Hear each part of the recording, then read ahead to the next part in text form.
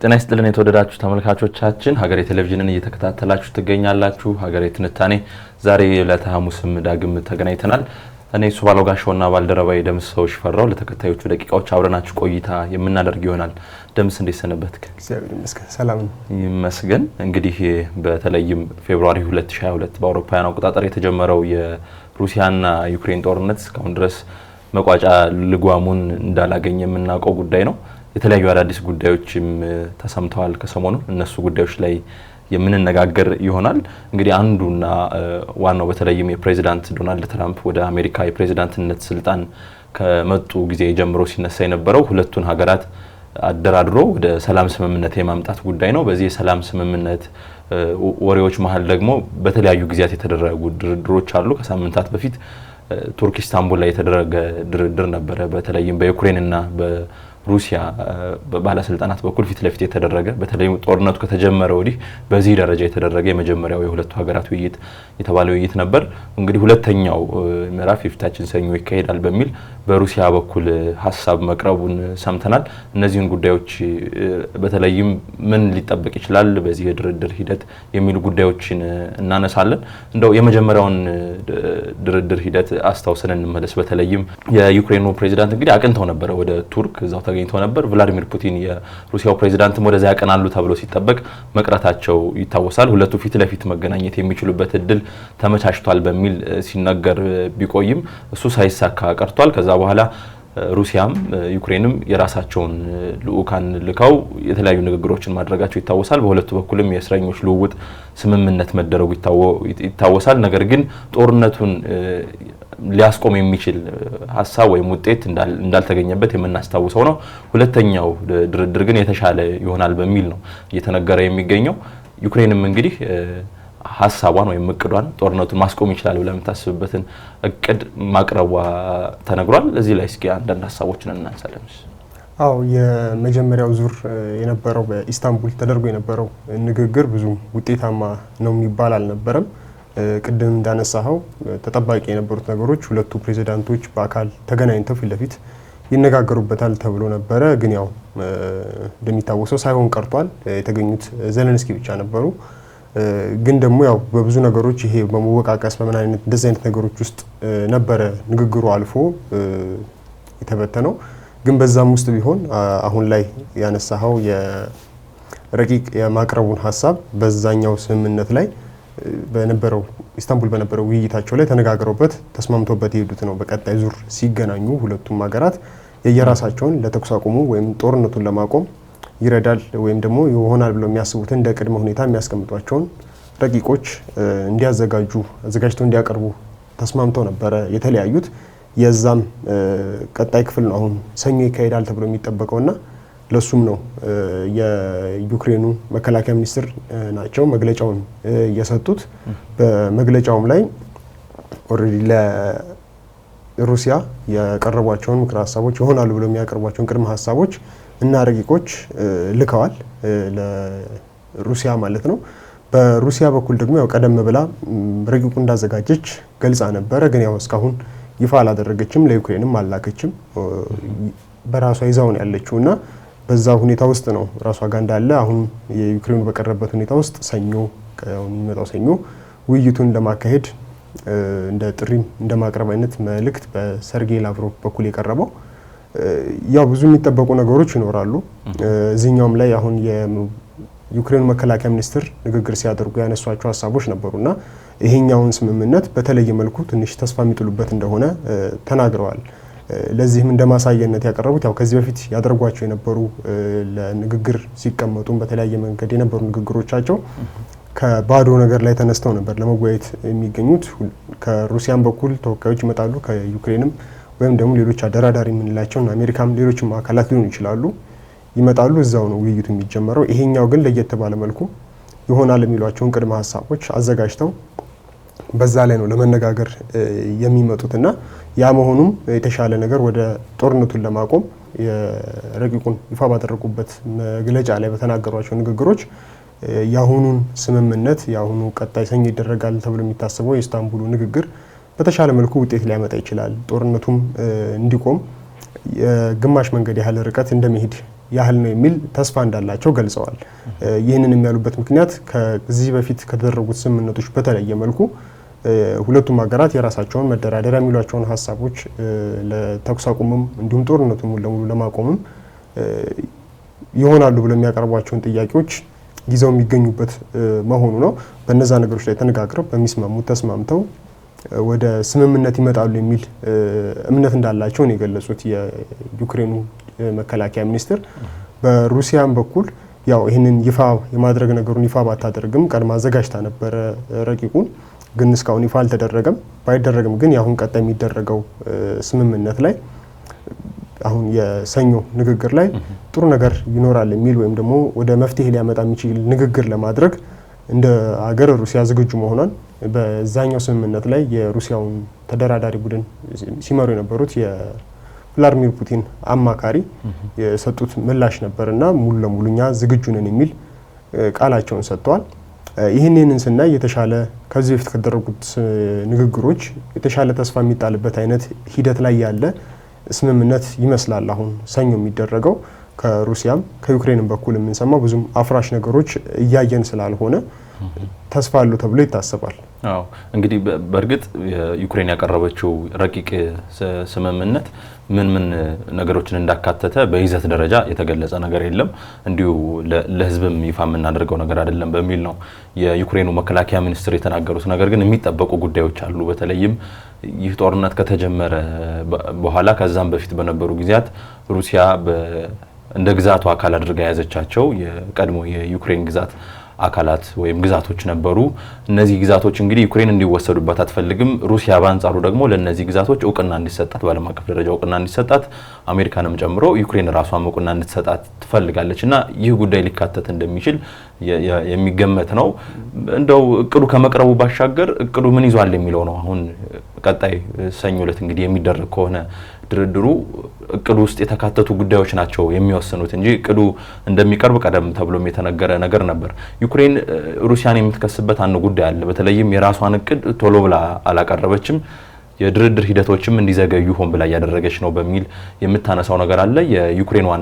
የሩሲያ ዋና ተደራዳሪ እንዲሁም የሩሲያ ውጭ ጉዳይ ሚኒስትር ሰርጌይ ላቭሮቭን ጨምሮ ይህን ክስ ግን ያጣጥሉታል። እኛ እያዘጋጀን ነው፣ እያጠናቀቅን ነው፣ በሚገባው ጊዜም ለዩክሬን እንሰጣለን፣ በዛ ላይ ደግሞ ውይይት እናደርጋለን በሚል ተነስቷል። የአሜሪካ ባለስልጣናትም በተደጋጋሚነት ይህንን የሩሲያ እቅድ ሲያነሱት ነበር። ፕሬዚዳንት ዶናልድ ትራምፕ ከፕሬዚዳንት ቭላድሚር ፑቲን ጋር በነበራቸው የስልክ ውይይት ወቅትም ይህ ጉዳይ ተነስቶ ነበር። በተለይም ሩሲያ እያዘጋጀች መሆኗን ያንንም ይፋ እንደምታደርግ ቭላድሚር ፑቲን ቀደም ሲል ገልጸው ነበር። የአሜሪካ የውጭ ጉዳይ ሚኒስትር ማርኮ ሩቢዮም እንግዲህ ለኮንግረሱ የውጭ ጉዳይ ኮሚቴ አባላት ከቀናት በፊት ንግግር ባደረጉበት ወቅት ሩሲያን እንግዲህ እየጠበቅን ነው፣ ምን አይነት ጉዳዮች ወደ ሰላም ስምምነት ሊያመጧት እንደሚችሉ የሚገልጽ ሰነድ እያዘጋጀች ነው፣ እሱን እንጠብቃለን በሚል ሲያነሱት ነበርና በተለይም እስካሁን ባለው ሂደት በግልጽ የተቀመጡ ነጥቦች ይኖራሉ፣ በተለይ ሩሲያ የምትፈልጋቸው። ነገር ግን ሰብሰብ አድርገው በተለይም የሰላም ስምምነት ለመፈጸም ቶሎ መጀመር የሚችል አይነት የሰላም ስምምነት ለመፈጸም ያስችሉኛል የምትላቸውን ምክር ሀሳቦች የምታቀርብበት ከመሆኑ ጋር ተያይዞ ተጠባቂ ነው። ነገር ግን የተወሰኑ ነጥቦችን ማንሳት እንችላለን። ከዚህ በፊት በነበሩ ጊዜያት ፕሬዚዳንት ቭላድሚር ፑቲን የሚያነሷቸው ነጥቦች አሉ። አንዱ ዩክሬን እንግዲህ ማንኛውንም አይነት ወታደራዊ እንቅስቃሴ በተለይም ከሩሲያ ጋር በተገናኘ የምታደርጋቸውን ወታደራዊ እንቅስቃሴዎች እንድታቆም ይፈልጋሉ። ሁለተኛው ደግሞ እንግዲህ በጣም አነጋጋሪውን ጉዳይ ሌሎች የአውሮፓ ህብረት አባል ሀገራት፣ የአውሮፓ ሀገራት እንዲሁም የኔቶ አባል ሀገራትንም ወደዚህ ጦርነት ጉዳይ እንዲያዩ ይህ ጦርነት ይመለከተኛል እንዲሉ የሚያደርጋቸው የዩክሬን የኔቶ አባልነት ጉዳይ ነው። ይህንን ጉዳይ ጨርሶ ነው እንድትረሳው ነው እንግዲህ ሩሲያ የምትፈልገው። ከዚህም ባለፈ ደግሞ ከውጭ ሀገራት በተለይም ወደ ዩክሬን የሚገቡ የጦር መሳሪያዎች አሉ። በኋላም የምናነሳው አንድ ጉዳይ አለ። የአውሮፓ ሀገራት አሜሪካን ጨምሮ መሳሪያ ሲሰጡ እንደነበረ በተለይም በዚህ በ3 ዓመት የጦርነት ወቅቶች የምናስታውሰው ነውና ይህ የመሳሪያ ፍሰት እንዲቆም ትፈልጋለች ሩሲያ ማለት ነው። ከዛ ውጭ ደግሞ ቀደም ሲል ያነሳ ነው ክሬሚያ እንዲሁም ሌሎች 4 ግዛቶች በተለይ ክሬሚያ እንግዲህ 2014 በአውሮፓውያኑ 2014 ከ11 ዓመታት በፊት የተያዘ ግዛት መሆኑ ይታወቃል። የህዝበ ውሳኔም ተደርጎ እንግዲህ የክሬሚያ ግዛት ነዋሪዎች የሩሲያ አካል ነን ብለው ወስነዋል በሚል ነው እንግዲህ በሩሲያ በኩል የሚገለጸውና ሩሲያ እንደ ራሷ ግዛት አካል አድርጋ ነው የምታያት። ዩክሬን በአንጻሩ ግን አሁንም የኔ ግዛት አካል ናት፣ በጉልበት ነው የተወሰደችብኝ፣ መመለስ አለባት የሚል አቋም ስታንጸባርቅ እንደቆየች እናውቃለን። በዚህ በ3 ዓመቱ ጦርነት ደግሞ የተያዙ 4 የሚደርሱ ግዛቶች አሉ፣ የቀድሞ የዩክሬን ግዛቶች አሁን ላይ በወቅታዊነት በሩሲያ ቁጥጥር ስር ያሉ። እነዚህን ግዛቶች እውቅና እንዲሰጣት ትፈልጋለች። ከዛም በተጨማሪ ደግሞ ለምሳሌ ኩርስክን ማንሳት እንችላለን። ምንም እንኳን የሩሲያ ጦር አሁን ላይ ኩርስክን ሙሉ በሙሉ በኔ ቁጥጥር ስር አድርጌዋለሁ ቢልም ነገር ግን እንደዚህ አይነት እንቅስቃሴዎች እንዳሉ እናውቃለን። ዩክሬን አልፋ ሄዳ የሩሲያን አንዳንድ ግዛቶች ለመያዝ ሙከራ የምታደርገባቸውና በተለይም በሩሲያ ድንበር ውስጥ ያሉ የዩክሬን ወታደሮች እንዲወጡ ፈልጋለሁ በሚል ከዚህ ቀደም እንግዲህ የተነሱ ጉዳዮች ነበሩ። እነዚህ ጉዳዮች ላይ ሊጨመር የሚችል እንጂ ሊቀነስ የሚችል ነገር እንደማይኖር ግን ይገመታል። በአብዛኛው አሁን አዲስ ሊቀርብ በሚችለው የሰላም ስምምነት ረቂቅ ላይ ማለት ነው እንግዲህ አሜሪካ ናት በመሃል በአደራዳሪነት የምትሳተፈው። ቱርክም የተለያዩ እንቅስቃሴዎችን ማድረጓ ይነገራልና ምንም እንኳን ተጠባቂ ቢሆንም የሩሲያ አዲሱ የስምምነት እቅድ እነዚህ ጉዳዮች ግን እንደሚካተቱበት ነው የሚገመተው። በዩክሬን በኩል ግን እስካሁን ድረስ ሲሰጡ የነበሩ ግብረ መልሶች እነዚህን ስምምነቶች ሊጥሱ የሚችሉ ወይም እንደማትስማማ የሩሲያን እቅድ እንደማትስማማ የሚጠቁሙ ነገሮች ናቸው በዩክሬን በኩል እስካሁን ሲገለጹ የነበሩትና ግብረ መልሱ ይጠበቃል። ኔቶ ላይ ግን ፕሬዚዳንት ቮሎዲሚር ዜሌንስኪ አሁንም ቢሆን ጉዳይ እንዳላቸው ቅሬታ እንዳላቸው ከሰሞኑ አንስተዋል። እሱንም እስኪ እንመልከት። አዎ አንደኛው እሱ ያነሱት ነገር ያው ከዚህም በፊት የሚያነሷቸው ሀሳቦች ናቸው። በዜሌንስኪ በኩል ለጦርነቱ መጀመርም አንደኛው ምክንያት የነበረው የዚሁ ዩክሬን ወደ ኔቶ የመቀላቀል ፍላጎት እና እዛ ላይ የተጀመሩ እንቅስቃሴዎች ናቸው። ሩሲያ በዩክሬን ላይ ጥቃቶችን እንድትፈጽምና ጦርነቱ እዚህ ደረጃ ላይ እንዲደርስ ያደረገው ዋነኛው ምክንያት አሁንም ይደረጋሉ በምንላቸው ድርድሮች ላይ በቅድመ ሀሳብነት በቅድመ ሁኔታነት ሩሲያ የምታቀርባቸው ምክንያቶች ውስጥ አንደኛው የሚሆነው የዩክሬን ወደ ኔቶ የመቀላቀልና ያለመቀላቀል ሁኔታ የመጨረሻ ውሳኔ እንዲያገኝ ማድረግ አይነት ነገሮች ናቸው እና ዩክሬን ተደጋጋሚ ጥያቄዎችን ታቀርባለች። በአውሮፓ ህብረት በኩል በኔቶ በኩል የሚገኘውን ድጋፍ ለማግኘት ወታደራዊ ድጋፍ ለማግኘት ከሌላዎችን ለማግኘት በሚል ኔቶን መቀላቀል ከሩሲያ ጋር ለምታደርገውም ጦርነት ተጨማሪ ድጋፍ ተጨማሪ አቅም ለማግኘት ተደጋጋሚ ጥያቄዎችን ታቀርባለች። ኔቶም ግን ያው ነገር ተቀባይነት ሊሰጠው አልቻለም። እስካሁን እንዲሁ እየተንከባለለ ነው ያለውና የመጨረሻ ላይ የለት ውሳኔ ሊወስን አልቻለም። በተደጋጋሚ በተጋባዥነት የመጋበዝ አይነት ነገሮች ነበሩ። እንደ ዋና አባልነት ሳይሆን በተጋባዥ እንግዳነት የዩክሬኑ ፕሬዝዳንት እንዲሳተፉ ይደረግ ነበር። አሁን ላይ ይካሄዳል በሚባለው ስብሰባ ላይ ግን ዩክሬን ሳትጋበዝ ቀርታለች እና ለዚህም ይመስለኛል ዜሌንስኪ በተናገሩት ንግግር ላይ ይሄ ዩክሬን ከኔቶ ገለል እየተደረገች መሄዷ በራሱ ለሩሲያ እንደ ድል ነው የሚቆጠረው። ሩሲያ በቃ አሸንፋለች ማለት ነው።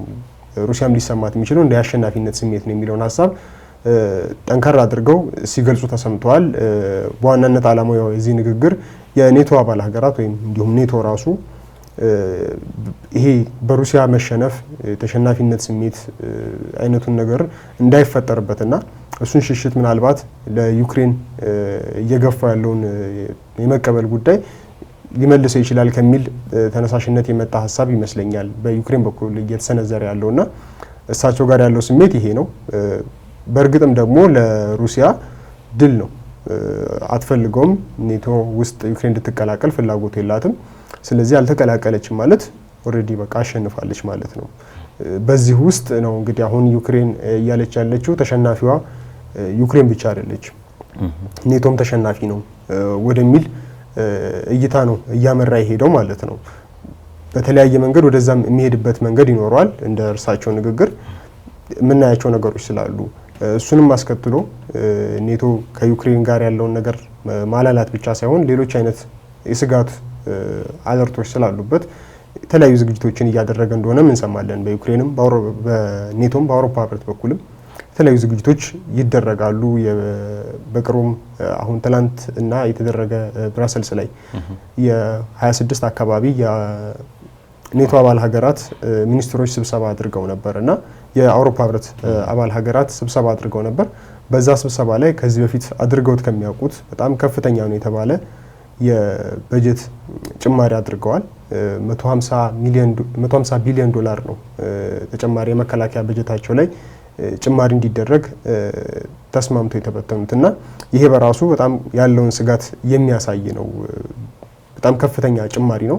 እሱም ብቻ ሳይሆን ሌሎች ቁጥራዊ ዳታዎች እንደሚያሳዩት ከሆነ ባለፉት 3 ዓመታት የዩክሬንና ሩሲያ ጦርነት ከተጀመረ ወዲህ እንኳን የአውሮፓ ህብረት አባል ሀገራት እንደ አውሮፓ ህብረት የሚያደርጓቸው እንቅስቃሴዎች አሁን ያለው የበጀት ጭማሪ እንዳለ ሆኖ በራሳቸው ሀገራቸው መከላከያ በጀት ላይ ያደረጓቸው የበጀት ማሻሻያዎች ወደ 30 በመቶ በላይ የሚሆን ነው አጠቃላይ ሀገራቱና ይህም በራሱ ያለውን አውሮፓውያን ሀገራት ላይ የሩሲያ እንቅስቃሴ የሩሲያና የዩክሬን ጦርነት እየደረሰበት ያለው መንገድ የፈጠረውን ጫና የሚያሳይ ነውና በዚህ አይነት እንቅስቃሴዎች ላይ ናቸው። ወታደራዊ ኃይሎቻቸውን ማጠናከር በበጀት በወታደራዊ ቁሳቁሶች ራሳቸውን የማደራጀት ነገሮች ላይ ሰፋፊ ስራዎችን እየሰሩ እናያለንና በሩሲያን በኩል ደግሞ እንደዛው አይነት እንቅስቃሴዎች ይታያሉ። የተለያዩ ያንን መመከት የሚያስችል ለሱ ታሳቢ ያደረጉ ዝግጅቶች ከዚህም በፊት ያነሳናቸው አሉ። አሁን ላይም ደግሞ በተለይ ወታደራዊ ቁጥርን የማሳደግ ነገሮች ላይ ብዙ ስራዎች እየተሰሩ እንደሆነ የምናገኛቸው መረጃዎች ያሳያሉ። አሁን ከሰሞኑን እንደ ሮይተርስ ያወጣው ዳታ ላይ በዚህ አመት ብቻ ይሄኛው የፈረንጆቹ አመት ከተጀመረ እንግዲህ ባለፉት 3-4 ወራቶች ውስጥ ብቻ የሩሲያን ጦር የተቀላቀሉ ሩሲያውያን ቁጥር ከ175,000 በላይ ነውና ይሄ ትልቅ ቁጥር ነው። ቀድሞንም የሩሲያ ወታደራዊ አቅም በወታደሮቹም ቁጥር ያለው አቅም ከአውሮፓ ህብረት ከኔቶ ካላቸው ወታደራዊ አቅም ጋር ሲነጻጸር ተቀራራቢ የሚባል ምናልባትም የሚበልጥ አይነት ነውና በዚህ ላይ ደግሞ ይሄን ያህል ቁጥር በዚህ አጭር ጊዜ ውስጥ መጨመር ማለት በሩሲያን በኩል ሌሎች አይነት ዝግጅቶች እንዳሉ የሚያሳይ ነውና እነዚህ ነገሮችን በራሳቸው በኋላም እንዳስሰው ነገር ይኖራል። በጀርመን በኩል ያሉ እንቅስቃሴዎች እንደባለፈው ስምምነት ላይ ሌሎች የአውሮፓ ህብረትና ኔቶ እንቅስቃሴ ይፈጥሩት የነበረውን ጥላ እዚህኛውም ላይ ምናልባት እንዳይፈጥር የሚያሰጉ አይነት ነገሮች ትናንሽ ነገሮች የሚታዩ ነገሮች አሉና ስለሱም እስኪ እናንሳበት። አዎ በተለይም እንግዲህ ጦርነት እየተካሄደ እንደመሆኑ መጠን የዚህ የድርድር ሀሳቦች እየተነሱ ያሉት ወይም እየተገናኙ እየተወያዩ ያሉት ሁለቱ ሀገራት እንዲሁም ሌሎች አደራዳሪዎች በአውደ ውጊያ የሚከሰቱ ነገሮች የድርድሩ መንፈስ ላይ የሚፈጥሩት ተጽዕኖ አለ። ለምሳሌ ሩሲያ ተደጋጋሚ የሆኑ የማጥቃት ግዙፍ የሚባሉ የማጥቃት እንቅስቃሴዎችንም ይህ ንግግር ከተጀመረ በኋላ ስታደርግ መቆየቷን እናስታውሳለን። ኩርስክ ግዛትን የሚያዘችው እኮ የሰላም ንግግሮች በአሜሪካ አሸማጋይነት በኩል ሁለቱም ፊት ለፊት እንኳን ባይገናኙ ዩክሬንና ሩሲያ ፊት ለፊት እንኳን ባይገናኙ በአሜሪካ በኩል ንግግር እያደረጉ ባሉበት ሰዓት ነው ኩርስክን መልሳ የያዘችው። ከዛ በኋላም ፕሬዚዳንት ዶናልድ ትራምፕም ደንግጫለሁ ፑቲን ምን እያደረገ እንደሆነ አላውቅም ብለው ቃለ መጠይቅ እስከሰጡበት እንዲሰጡ ያደረገ ጥቃት ጭምር ሩሲያ ስትፈጽም የነበረበትን ሁኔታ እናስታውሳለን። ወደ ሰሜን ምስራቅ ዩክሬን ላይ የምትገኝ ሰሚ የምትባል ግዛት አለች። እዛ ግዛት አካባቢም የተለያዩ እንቅስቃሴዎች አሉ። በተለይ የዩክሬን ጦር እስከ 50,000 የሚደርሱ የሩሲያ ጦር እስከ 50,000 የሚደርሱ ተዋጊዎችን አስጠግቷል ወደ ዩክሬን ድንበር። ከነዚህ 50,000 ወታደሮች መካከል ደግሞ በጣም የሰለጠኑና እንግዲህ ሩሲያ በጣም የምትጠነቀቅላቸው ወታደሮችም ተካተውበታል በሚል የሚነሳ ጉዳይ አለ። ስለዚህ እንግዲህ የፖለቲካ ሳይንስ እንዲሁም የወታደራዊ ሳይንስ ተመራማሪዎች እንደሚያነሱት ይህ ጉዳይ ዩክሬንን ወደ ስምምነት እንድትመጣ ለማስገደድ የሚደረግም እንቅስቃሴ ነው። በአውደ ውጊያው ላይ ሩሲያ የተሻለ የማጥቃት እንቅስቃሴዎችን ስታደርግ ነበር። በዩክሬን በኩል ደግሞ የተለያዩ ድጋፎች የሚመጡበት ሁኔታም ስለመኖሩ እናነሳለን። ቀደም ሲል ስታነሳው የነበረው አውሮፓ ህብረት ከበጀት ጭማሪ ባለፈ የተለያዩ እንቅስቃሴዎችን እያደረገ ነው። ከነዛ ውስጥ ሊጠቀስ የሚችለው እንግዲህ ከሰሞኑ የተነሳው በተለይም ትላንት ረቡዕ የተነሳው ጉዳይ እንግዲህ ጥቁር ባህር የሚባል አለ መሀል ላይ በሩሲያ በዩክሬን እንዲሁም በሌሎች የአውሮፓ ህብረት አባል ሀገራት መካከል የሚገኝ ባህር እዛ ባህር አካባቢ ያለውን እንቅስቃሴ መቆጣጠር እንፈልጋለን። ለዚህም የሚሆን የቁጥጥር ስርዓት እንዘረጋለን።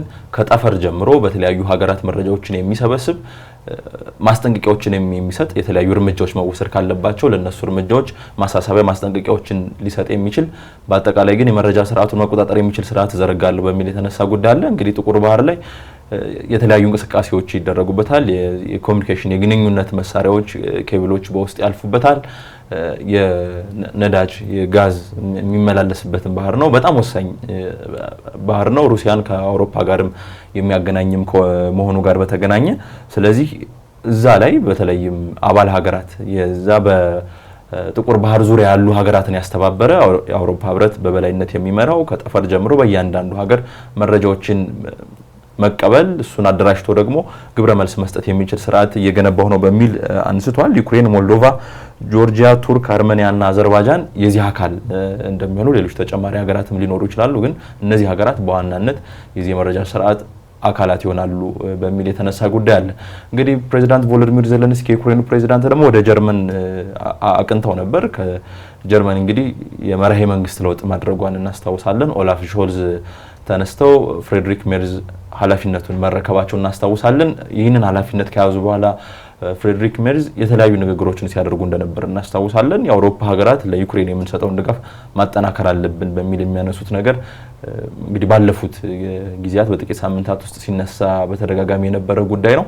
አሁን ላይ ደግሞ ለዩክሬን የሚሰጡትን ድጋፍ እንደሚያጠናክሩ ከዛ አለፍ ብለው እስከ 5 ቢሊዮን ዶላር እስከ 5 ቢሊዮን ዩሮ አካባቢ የሚደርስ ወታደራዊ ድጋፍ እንደሚያደርጉ እንዲሁም የመካከለኛ እና ከዛ በላይ ርቀት ተወንጫፊ መሳሪያዎችን በሁለቱ ሀገራት ትብብር እንዲመረቱ ጀርመንም ያንን እንደምታግዝ ማረጋገጫ ሰጥተዋልና በሩሲያ በኩል ቀደም ሲል እንዳነሳ ነው የመደራደሪያ ነገሮችን ማሳደግ በሚል እንዳነሳ ነው በዩክሬን በኩልም እነዚህ ነገሮች ሊነሱ ይችላሉ። ምክንያቱም ሩሲያ ከምታቀርባቸው ወይም ታቀርባለች ተብሎ ከሚጠበቁ መደራደሪያ ሀሳቦች መካከል አንዱ ሌሎች ሀገራት ለዩክሬን የሚሰጡትን የመሳሪያም ሆነ ተመሳሳይ ወታደራዊ ድጋፍ እንዲያቆሙ ማድረግ ነው። ስለዚህ ዩክሬን ደግሞ የምትፈጽማቸው ተመሳሳይ ስምምነቶች ከጀርመን ጋር አሁን ፈጽማለች በሚል እንደተነሳው አይነት ስምምነት ከሌሎች ሀገራት ጋርም ለመፈጸም እንቅስቃሴ ታደርጋለች እና ይህ እንደ አንድ መደራደሪያ ጉዳይ ይያዛል። ጀርመን ላይ ግን ይሄ ያስተሳሰብ ለውጥ እንደመጣ ማሳያ ተደርጎ ተወስዷል። ከዚህ በፊት የነበሩት እንግዲህ መራሄ መንግስት ኦላፍ ሾልዝ ድጋፍ ያደርጉ ነበር። ነገር ግን በዚህ ልክ አልነበረም ድጋፍ የሚያደርጉት፣ ቁጥብነት ይታይባቸው ነበር። ፍሬድሪክ ሜርዝ ግን የሚያደርጉትን ድጋፍ ስለማጠናከራቸው ነው እየተነገረ የሚገኘው።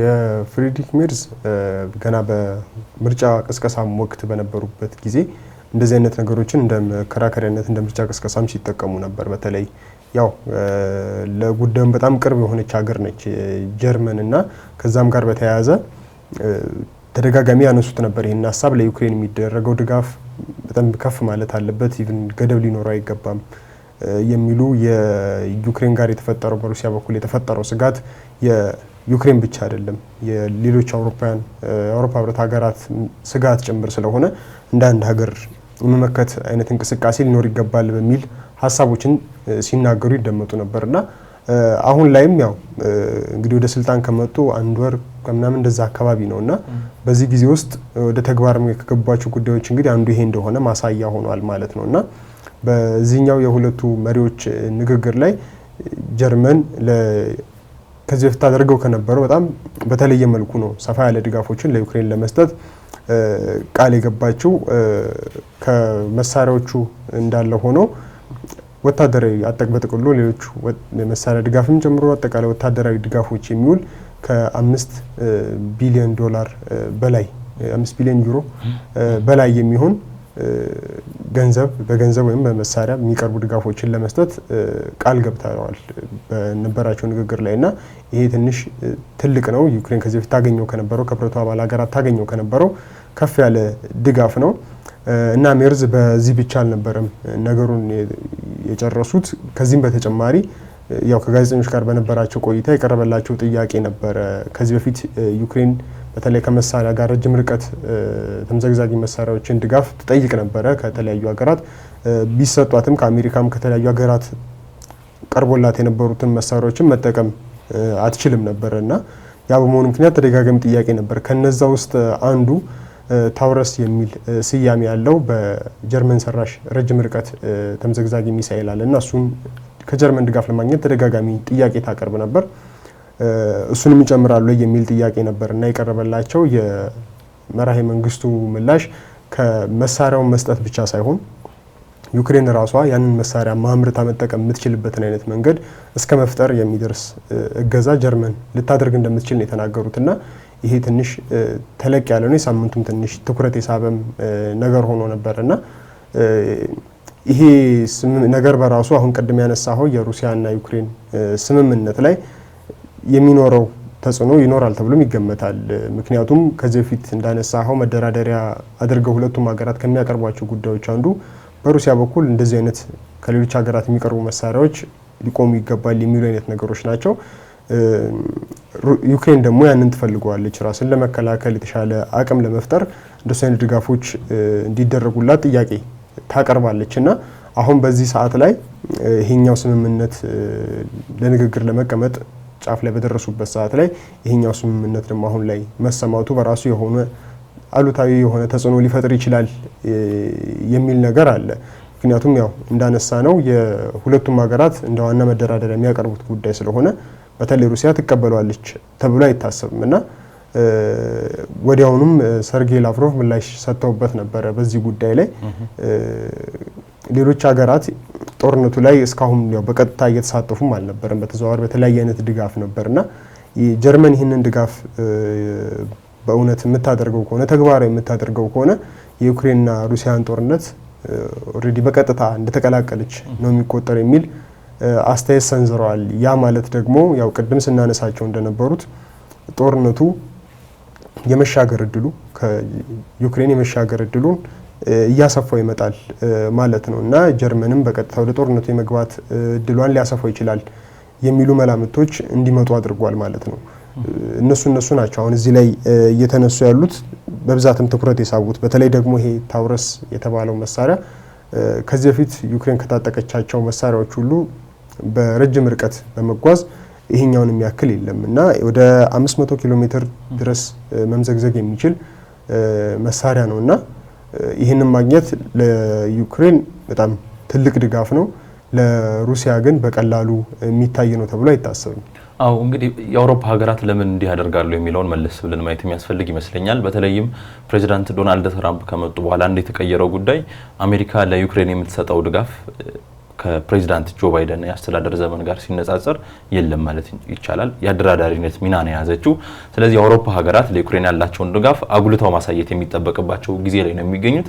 ከዚህ በፊትም እንግዲህ የፈረንሳዩ ፕሬዚዳንት ማክሮን አንድ ያነሱት ጉዳይ ነበረ። በሩሲያ ላይ የምናደርገውን ጫና ልናጠናክር ይገባል፣ ማዕቀቦችን መጣል። ያው አውሮፓ ህብረት 17ኛ ማዕቀቡን መጣሉ እናስታውሳለን ከዚህ ንግግር በኋላ ማለት ነው። አሜሪካም በሩሲያ ላይ ማዕቀብ እንድጥል ማድረግ በሚል ያነሱት ጉዳይ ነበር። ከዛ ጎን ለጎን የሚነሳው እንግዲህ መሰል ድጋፎችን ማድረግ ነው። አሁን ድጋፉ ምናልባት ተግባራዊ የሚደረግበት የጊዜ ሁኔታ ሊኖረው ይችላል። በመሀል ግን ድርድሩ ስላለ የድርድሩን ሂደት በተወሰነ መንገድ ቅርጽ ሊያስይዝ የሚችል ወይም ቅርጹን ሊያበላሽም ሊሆን ይችላል፣ በመልካሙም ሊሆን ይችላል። ነገር ግን እንደ መደራደሪያ ሊጠቀሙባቸው የሚችሉ ጉዳዮች ስለመሆናቸው ነው የሚነሳው። በነገራችን ላይ ፕሬዚዳንት ትራምፕ ለምንድን ነው ሩሲያ ላይ ማዕቀብ የማይጥሉት በሚል በጋዜጠኞች ጥያቄ ተጠይቀው ነበር። ፕሬዚዳንት ትራምፕ እንግዲህ ወደ ስልጣን ከመጡ በኋላ በተደጋጋሚ ከጋዜጠኞች ጋር ይገናኛሉ። የተለያዩ መሪዎች ወደ እሳቸውን ለማነጋገር ሲሄዱ ወደ አሜሪካ ሲያቀኑም ከጋዜጠኞች ጋር የተለያዩ ውይይቶችን እንደሚያደርጉ እናስታውሳለን እና በዚህ መንገድ ከጋዜጠኞች የቀረበላቸው ጥያቄ ነበር ለምን ሩሲያ ላይ ማዕቀብ አይጥሉም በሚል የተነሳላቸው። እንግዲህ ወደ ሰላም ስምምነት እየቀረብን ነው እንደዚህ አይነት ስሜት ነው ያለኝ እኔ። ስለዚህ ሩሲያና ዩክሬን ለመስማማት ተቃርበዋል ከሌላው ጊዜ በተሻለ። ስለዚህ ይህንን ሊያበላሽ የሚችል አካሄድ አልጠቀምም ብለዋል። ለዛ ነው ማዕቀብም አልጥለው። ግን ፑቲንም በሉ ማንንም በሉ ምንም አይነት ስም ብትጠሩ ከነሱ የተሻልኩት ሰው ግን እኔ ነኝ። ራሳቸውን ታፍ ብለው ነው የገለጹት። እንግዲህ በእንግሊዘኛው የተሻለ ማድረግ የሚችለው ሰው እኔ ነኝ፣ በዚህ መንገድ አትጠራጠሩ። ግን 2 ሳምንታት አካባቢ ለዚህ ለሰላም ንግግሩ 2 ሳምንታት አካባቢ እንሰጣለን። በዛ ሂደት ውስጥ ምንም አዲስ ነገር የማይኖር ከሆነ አሜሪካ አቋሟን ይፋ ታደርጋለች ከዛ በኋላ የሚሆነውን ነገር በሚል አንስተዋልና በተለይም የፕሬዚዳንት ዶናልድ ትራምፕ መለሳለስ ለሩሲያ አሳይተውታል የሚባለው መልካም ፊት በአውሮፓውያን ዘንድ የተወደደ ጉዳይ አይደለም። አሜሪካና አውሮፓ በራሳቸው የገቡበት ከታሪፍ ጋር የተያያዘ ጉዳይም እንዳለ እናስታውሳለን። በዩክሬን በኩልም መሰል ልዩነቶች አሉ፣ ያካሄድ ልዩነቶች አሉ። የአውሮፓ ሀገራት እስካሁን ድረስ በተለይም እንደ ጀርመን፣ እንግሊዝ፣ ፈረንሳይ አይነት ሀገራት ለዩክሬን ድጋፋቸውን በግልጽ የሚያሳዩ ሀገራት ናቸው። የሰላም ስምምነት እንኳን ከተፈረመ በኋላ ወታደሮቻቸውን ዩክሬን አስፍረው የሰላም ማስጠበቅ ስራውን እንሰራለን በሚል የሚንቀሳቀሱ ሀገራት ጭምር ናቸው። የአውሮፓ ህብረትን በነገራችን ላይ እንደው የሰላም ስምምነቱ ከተፈረመ በኋላ እንኳን የሚኖሩትን ሁኔታዎች መከታተል መቆጣጠር ይፈልጋል። በተለይ በዚህ በጥቁር ባህር ቀደም ሲል ባነሳ ነው በጥቁር ባህር አካባቢ ያሉ እንቅስቃሴዎች ወሳኝ ናቸው የሚል እምነት አለ በአውሮፓ ህብረት በኩልና የሰላም ስምምነት እንኳን ቢፈረም በየትኛውም ጊዜ ቢፈረም እዛ አካባቢ ያሉ እንቅስቃሴዎችን ለመቆጣጠር የሚያስችለውን ዝግጅት እያደረገ ስለመሆኑ ነው የሚነገረውና የአውሮፓ ሀገራት በዩክሬን ጎን ሆነው ለሰላም ስምምነት የራሳቸውን አስተዋጽኦ ለማበርከት የተለያዩ እንቅስቃሴዎችን እያደረጉ ስለመሆኑ ይነሳል። በተለያዩ መገናኛ ብዙሃን በመሪዎችም ደረጃ በሀሳብ ደረጃ የሚነሱ ጉዳዮች አሉ።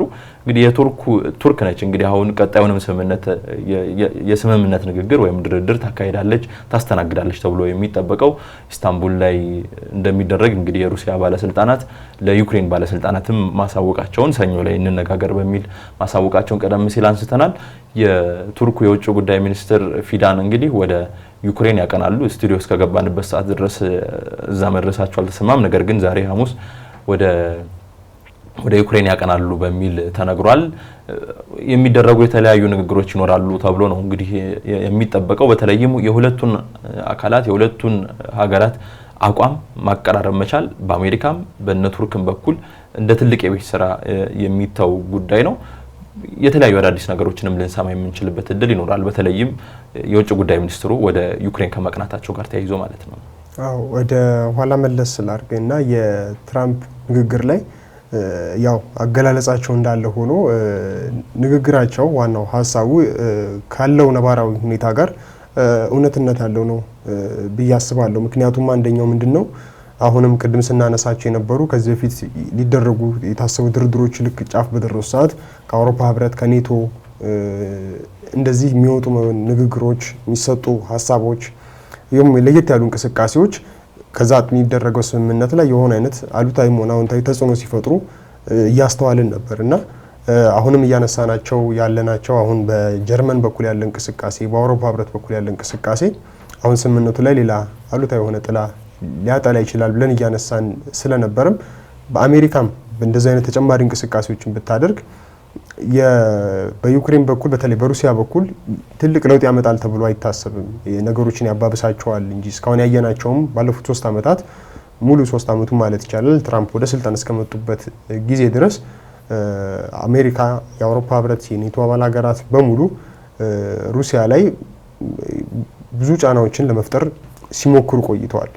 ብዙ አይነት ማዕቀቦች ተጥለዋል። ብዙ አይነት ጫናዎች ተፈጥሯል። ብዙ አይነት የመሳሪያ ድጋፍ፣ የገንዘብ ድጋፍ ለዩክሬን ተደርጓል። እነዛ ነገሮች ግን ጦርነቱን አላስቆሙትም። ዩክሬንም ድል ማድረግ አልቻለችም።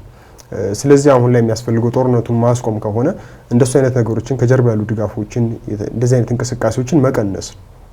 ምክንያቱም አሁን አሜሪካ ማዕቀብ እየጣለች የማደራደር ሚና ልትጫወት አትችልም።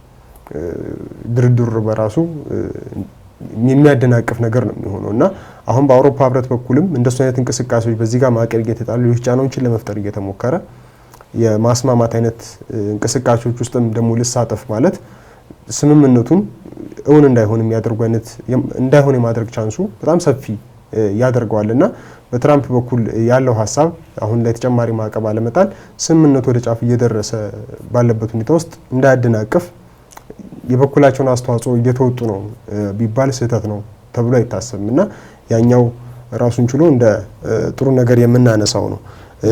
ሌላው አሁን ከዛ በኋላ የምናነሳቸው የቱርክ አሁን ቀጣይ በቱርክ የሚጠበቃል የሚባለው ውይይትም ላይ እነዚህ ነገሮች የአሜሪካ ጣልቃ አለመግባት ዳር ሆኖ መመልከት የሆነ ፖዚቲቭ ነገር ይፈጥራል ተብሎ ይታሰባል። በዚህ በኩል በአውሮፓ ህብረት በኩል እንዳለው አይሆንም የሚል እምነት ነው በእኔ በኩል ያለው። አዎ እንግዲህ የአሜሪካ የውጭ ጉዳይ ሚኒስትርና የሩሲያ አቻቸው የስልክ ውይይት ማድረጋቸውም እናስታውሳለን። በተለይም ማርኮ ሩቢዮ የአሜሪካ የውጭ ጉዳይ ሚኒስትር ሲያነሱት የነበረው ጉዳይ አለ። የሩሲያን የድርድር ሀሳቦች የድርድር ቅድመ ሁኔታዎች መስማት እንፈልጋለን።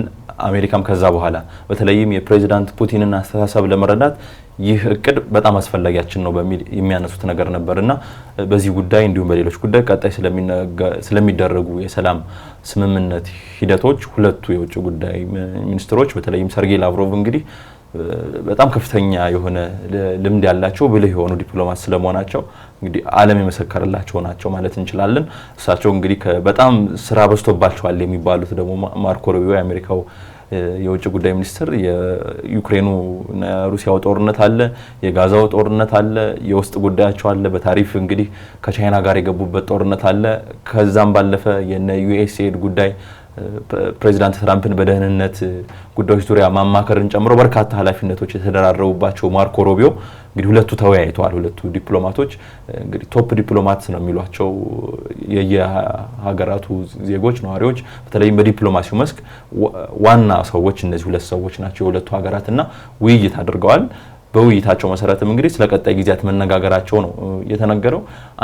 ሩሲያ አሳይታለች ተብሎ የሚነገርላት በተለይም ባለፉት 3 ዓመታት ውስጥ ማዕቀቦች አቅማቸው ውስን ስለመሆኑ አሳይታለች በሚል ይነገርላታል። እንግዲህ የአውሮፓ ህብረት እንኳን አነሳን ወደ 17 የሚደርሱ ማዕቀቦችን ጥሏል። 17 ማዕቀብ ማለት አንድ ጉዳይ አይደለም። አንዱ ማዕቀብ ብዙ ዝርዝር ጉዳዮችን ይይዛል። በተለይም ሩሲያ የምታደርጋቸው የንግድ ልውውጦች በእነዚህ ማዕቀቦች ምክንያት የተለያዩ ጉዳቶች ስለመድረሳቸው ግልጽ ነው። ሆኖም ግን የተጠበቀውን ያህል አልተጎዳችም በሚል ነው የሚነሳው ሩሲያና ማዕቀቦች አሜሪካ በተለይ የሰላም ስምምነት ከመቃረቡም ባሻገር ማዕቀቦች ራሱ እውነት አስተዋጽኦ አላቸው ወይ? ሩሲያ ጦርነቱን እንድታቆም ያስገድዳታል የሚጣሉባት ማዕቀቦች ብለን ስናይ ጥያቄ ያስነሳል።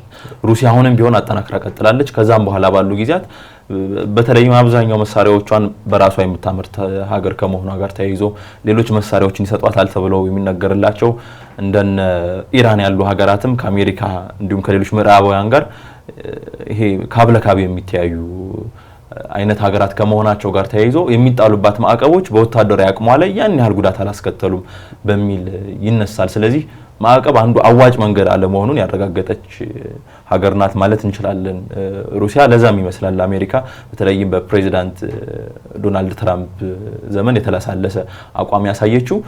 እንግዲህ ፕሬዚዳንት ትራምፕ የተለያዩ አነጋጋሪ ሀሳቦችን ያነሳሉ። ከነዚህ ሀሳቦች መካከል እንግዲህ ጦርነቱ ይቁም የምንለው ስለ ገንዘብ ብቻ አይደለም። በእርግጥ 300 ቢሊዮን ዶላርና ከዛ በላይ የሆነ ገንዘብ አውጥተንበታል። ያንን ግን በሰዓታት ውስጥ ልንመልስ እንችላለን በሚል አንስተዋል። በተለይም ወደ መካከለኛው ምስራቅ ከቀናት በፊት ያደረጉትን ጉብኝት በማንሳት በ2 ሰዓታት ውስጥ በትሪሊዮን ዶላሮች ለሀገር ማስገኘት ይችላል። ስለዚህ ስለ 300 ቢሊዮን ዶላር ብቻ አይደለም እያወራ ያለው፣ እሱን ሰርቼ ማምጣት ይችል ይሆናል። ነገር ግን ጦርነቱ መቋጨት አለበት። ንጹሃን እየተቸገሩ ነው፣ የተለያዩ ጉዳቶች እየደረሱ ነው። ተሻምቶናል ለሌሎች ጉዳዮች ያለንም ጊዜ በሚል ያነሳሉ። በተለይ ማርኮ ሩቢዮም ከዚህ በፊት ያነሱት ጉዳይ ነበረ።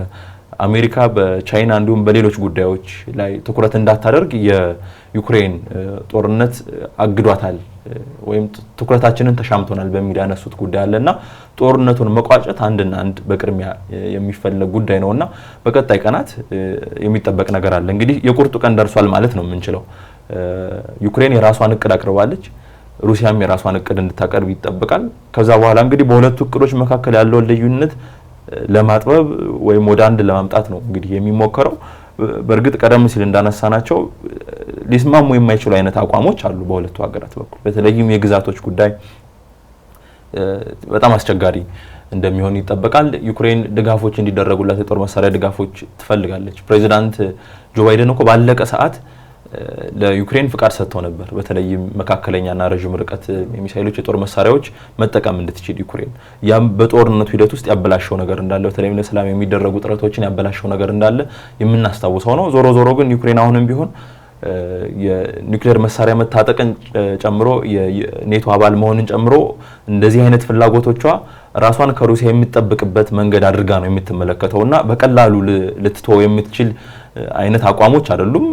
በእርግጥ ህልውናን ለማስጠበቅ ፕሬዚዳንት ዶናልድ ትራምፕ እንደሚሉትም ዩክሬን ከዚህ በኋላ በጦርነቱ የምትቆይ ከሆነ እንኳን የአጣቻቸውን ግዛቶች ማስመለስ ሙሉ በሙሉ ግዛቷንም ልታጣ የምትችልበት እድል አለ በሚል የሚያነሱት ጉዳይ አለና እንደዚህ አጣብቂኝ የሆነ ጉዳይ እንዳለም ሆኖ ቢሆን ለመደራደር ግን አሁንም ቢሆን መቅረባቸው አይቀርም እነዚህ ጉዳዮችና እነዚህን በሁለቱ ወገኖች መካከል የሚቀርቡ ሀሳቦችን ወደ መሀል አምጥቶ ሁለቱን አካላት መስማማት የነ አሜሪካ የነ ቱርክ ትልቁ ኃላፊነት ነው።